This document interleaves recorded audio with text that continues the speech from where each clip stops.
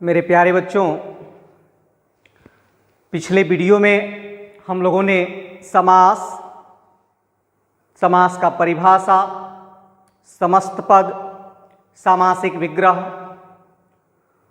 और समास के भेदों के बारे में भी जाना कि समास के मुख्यतः कितने भेद होते हैं और समास के कुल कितने भेद होते हैं। आज हम लोग इस वीडियो के माध्यम से समास का पहला भेद अव्ययी भाव समास के बारे में जानेंगे। यहाँ पहला भेद एक लिख भी दिए हैं और पहला समास है हमारा, समास का पहला भेद है अव्ययी भाव समास। अव्ययी भाव समास का संस्कृत में परिभाषा सूत्र है पूर्व पद प्रधानो अव्ययी भाव। पूर्व पद प्रधानो अव्ययी भाव। पूर्व देखेंगे आप लिखा हुआ, पूर्व का अर्थ होता है पहला। पद, पद समझ ही गए, हिंदी भाषा के जो शब्द हैं संस्कृत के वही पद हैं। तो पूर्व पद, पहला पद, प्रधानो माने प्रधान हो। पहला पद प्रधान हो तो अव्ययी भाव, वहां पर अव्ययी भाव समास होता है। हिंदी में भी परिभाषा मैंने लिख दिया है कि जिस समासिक शब्द का पहला पद प्रधान हो तथा अव्यय हो। जिस समासिक शब्द का पहला पद प्रधान तथा अव्यय हो और दूसरा पद संज्ञा हो। प्रधान समझ ही गए हम लोग। अव्यय, अव्यय क्या है? अव्यय भी पढ़ना हम लोगों को ऐसे शब्द जो लिंग, विभक्ति, पुरुष तथा वचन के अनुसार परिवर्तित नहीं होते, वे सभी शब्द अव्यय शब्द कहलाते हैं।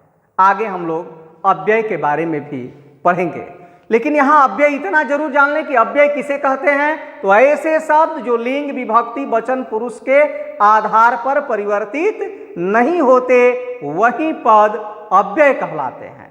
तो जिस समासिक शब्द का पहला पद प्रधान हो तथा अव्यय हो और दूसरा पद क्या हो? संज्ञा हो। दूसरा पद संज्ञा हो। संज्ञा के बारे में लिखा गया है noun, a noun is the name of anything, माने जिस वस्तु का भी कोई नाम है, चाहे वह वस्तु कुछ भी है, वह सब क्या है? संज्ञा है। तो दूसरा पद संज्ञा हो, मेल होने पर समस्त पद अव्यय बन जाता हो। मेल होने पर जो समस्त पद बनता है वह अव्यय हो जाता हो, उसे ही हम अव्ययी भाव समास कहते हैं। और यह बना हुआ जो समस्त पद है हमेशा नपुंसक लिंग में होता है, अव्ययी भाव में। इतना स्पष्ट हो गया हम लोगों का। पूर्व पद प्रधानो अव्ययी भाव का भी हम लोगों ने अर्थ समझ लिया कि पहला पद प्रधान होगा वहां अव्यय होगा। जिस समासिक शब्द का पहला पद प्रधान तथा अव्यय हो और दूसरा पद संज्ञा हो तथा मेल होने पर समस्त पद अव्यय बन जाता हो, उसे अव्ययी भाव समास कहते हैं। ऐसा मैंने आपको बोर्ड पर भी लिख दिया है, ताकि आपको यदि नोट करना हो तो आप इसे नोट भी कर लें। अब इसके उदाहरण पर आ जाते हैं, जैसे प्रतिदिनम, दीनम, दीनम प्रति। प्रति क्या है? प्रति ही अव्यय है और प्रतिदिनम में यही प्रति पद जो है प्रधान है और दीनम क्या है? इसमें संज्ञा है। तो प्रतिदिनम, प्रति अव्यय है, दीनम संज्ञा है और एक साथ मिल गया तो बन गया प्रतिदिनम। यह जो प्रतिदिनम पद बना यह नपुंसक लिंग में है और यह भी अव्यय हो गया। एक दूसरा उदाहरण भी मैंने लिखा है, यथाशक्ति। यथाशक्ति जो पद है इसका समासिक विग्रह होता है शक्तिम अनतिक्रम्य। शक्तिम अनतिक्रम्य माने शक्ति के अनुसार। वैसे ही प्रतिदिनम का अर्थ होता है प्रतिदिन, रोज रोज। तो हम लोग अव्ययी भाव समास के परिभाषा से परिचित हो गए कि अव्ययी भाव समास किसे कहते हैं। अब हम लोगों को कोई दिक्कत अव्ययी भाव समास के परिभाषा में नहीं होना चाहिए, यह स्पष्ट हो गया कि जिस समासिक शब्द का पहला पद प्रधान होगा अव्यय होगा, दूसरा पद संज्ञा होगा, मेल होने पर समस्त पद अव्यय बन जाएगा, उसे ही हम अव्ययी भाव समास कहते हैं।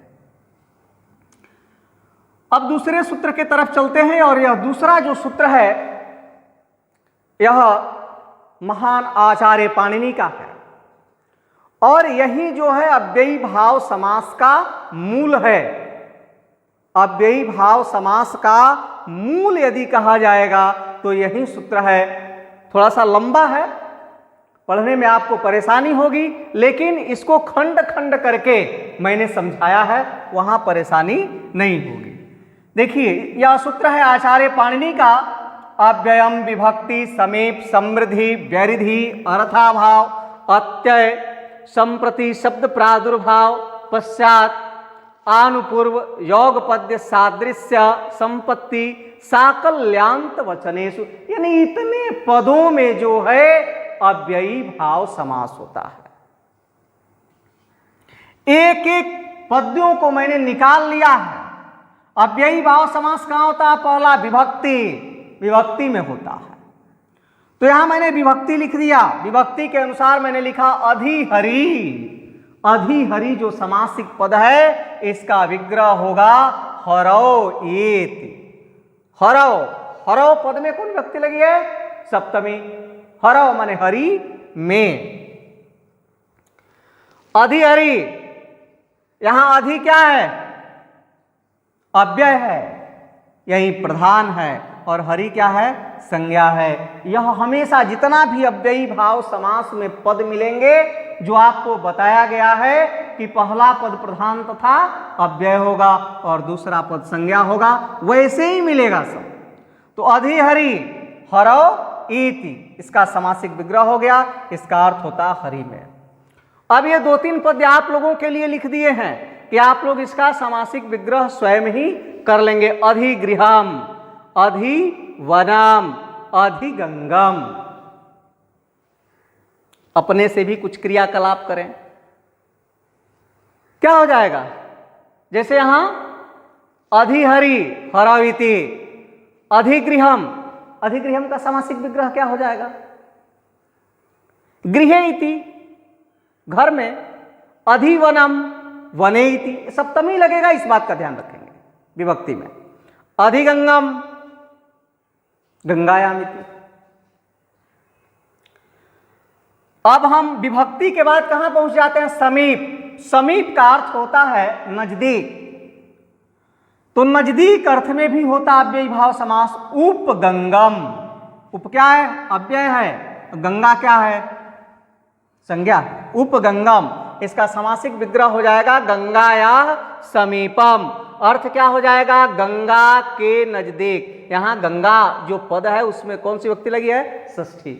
गंगाया, गंगाया समीपम, गंगा के नजदीक। यहां भी दो पद्य मैं आप लोगों के लिए लिख दिया हूं, उपनगरम, उपवनम। तो यहां भी षष्ठी आप अपने से लगा के इसका विग्रह कर लेंगे। नगरस्य समीपम, उपगंगम गंगाया समीपम, तो उपनगरम नगरस्य समीपम, उपवनम वनस्य समीपम, उपवनम। उपवनम समासिक पद हो गया और इसका विग्रह आप अपने से लिख लें, वनस्य समीपम। कुछ क्रियाकलाप अपने से भी। इसके बाद आ गए हम कहां? समृद्धि में। समृद्धि का अर्थ होता है समृद्धि का अधिक होना, यानी योग्यता से अधिक धन का होना।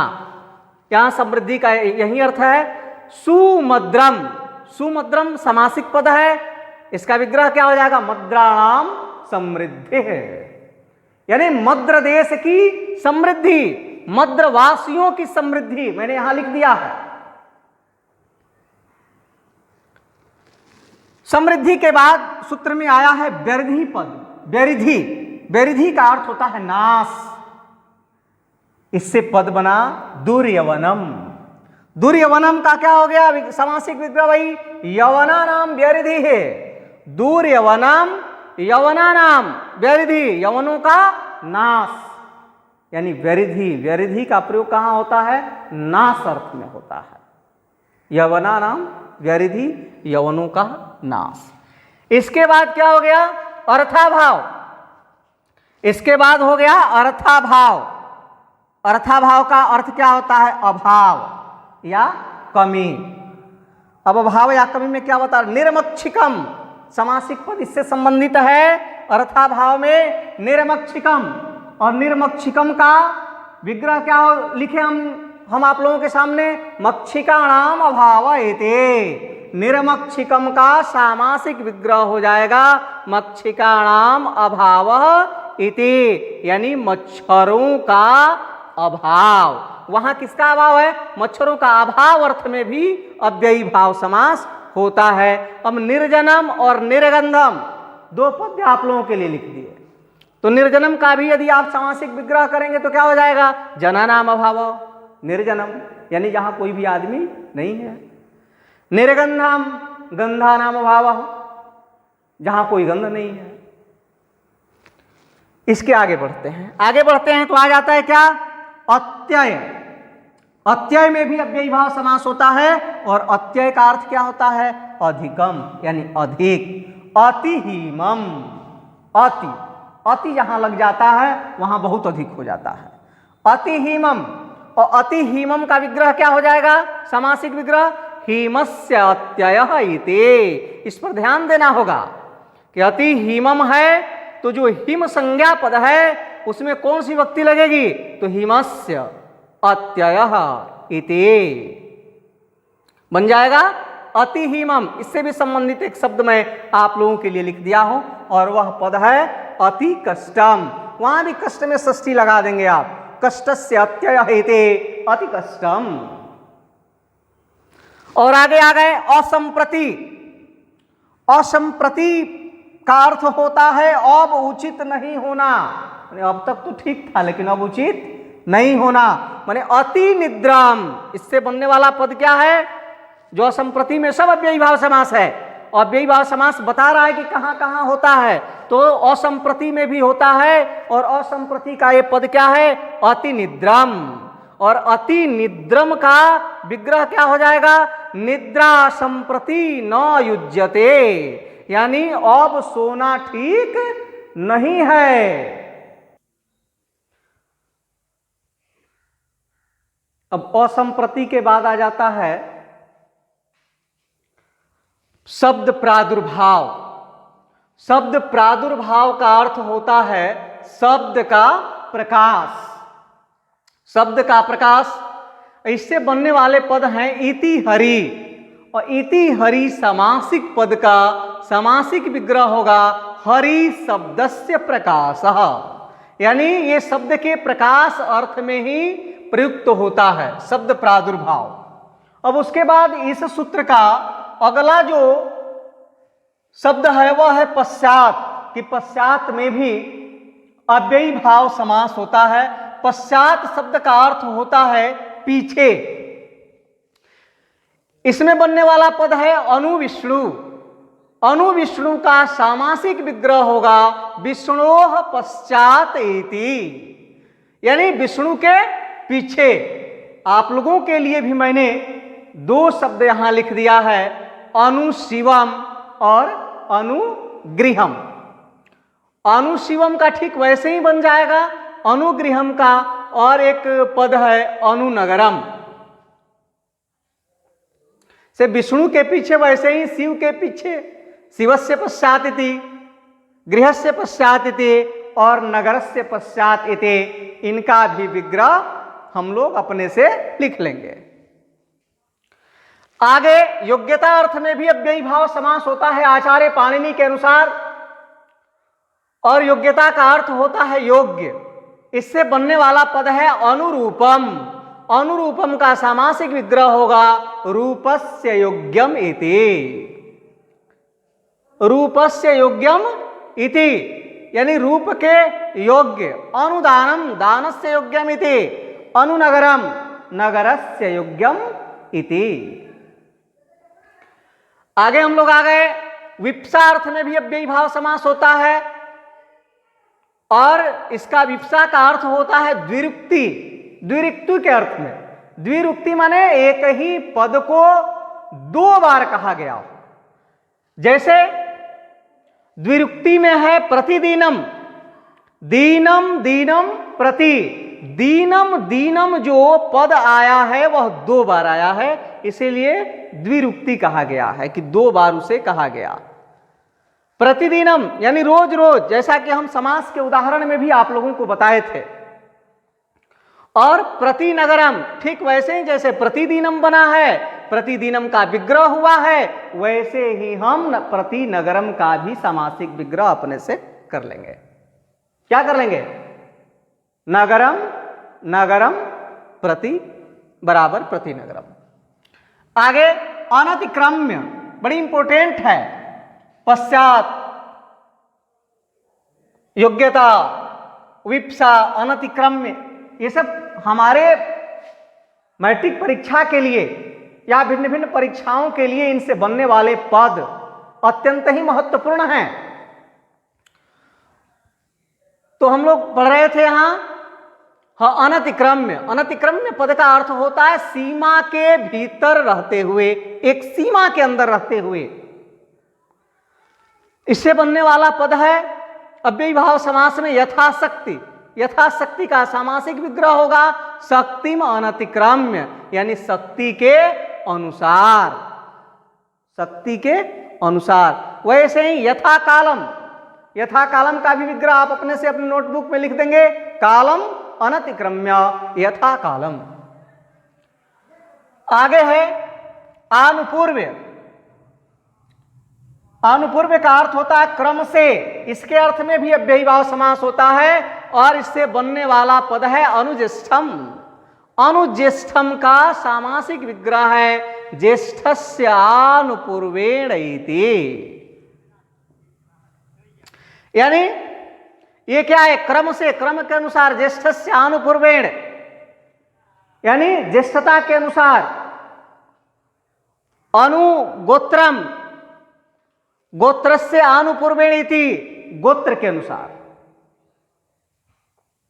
योगपद्य, आचार्य पाणिनि के अनुसार योगपद्य में भी इस योगपद्य का अर्थ होता है एक साथ होना, और इस अर्थ में भी अव्ययी भाव समास होता है। इससे बनने वाला पद है सचक्रम, और सचक्रम का सामासिक विग्रह क्या होगा? चक्रेण जुगपत इति, यानी चक्र के साथ।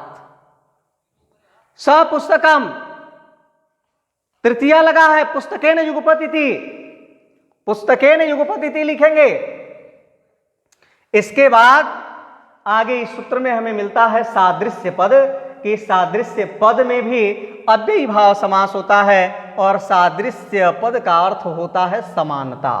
सहरेह, इसका सामासिक विग्रह हो जाएगा हरेह सादृश्यम इति, यानी विष्णु के समान। विष्णु के समान, यहां मिसप्रिंट हो गया है, समान। सपर्वतम, जैसे हरेह सादृश्यमिति हो गया, विष्णु के समान हो गया, वैसे ही पर्वत के समान, पर्वतस्य सादृश्यमिति, पर्वत के समान। संपत्ति अर्थ में भी अव्ययी भाव समास होता है। इससे बनने वाला पद है सछत्रम, छत्राणाम संपत्ति हेते। सछत्रम का सामासिक विग्रह है छत्राणाम संपत्ति इति, यानी क्षत्रियों की संपत्ति।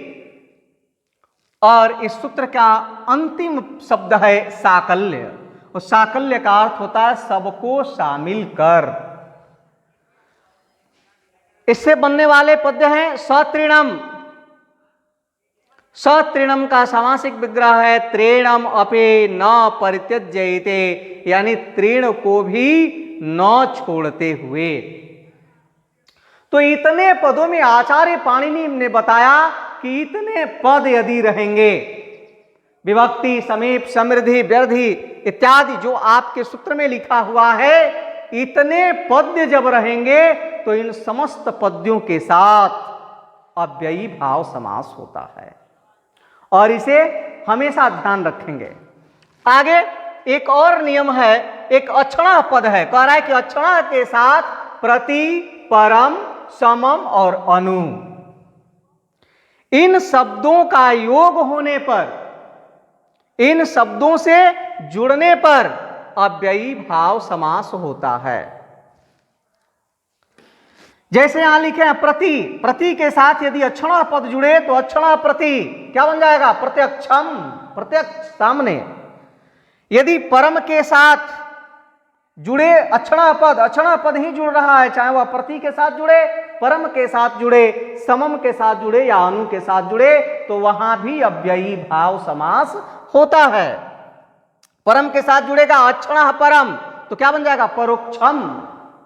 और यही समम के साथ जब अक्षणा पद जुड़ता है तो बन जाता अक्षणा समम, क्या बन जाता है? समक्षम। और अनु के साथ जब अक्षणा जुड़ेगा तो अक्षण अनु समासिक विग्रह है और इससे बनने वाला समासिक पद हो जाएगा अनवक्षम।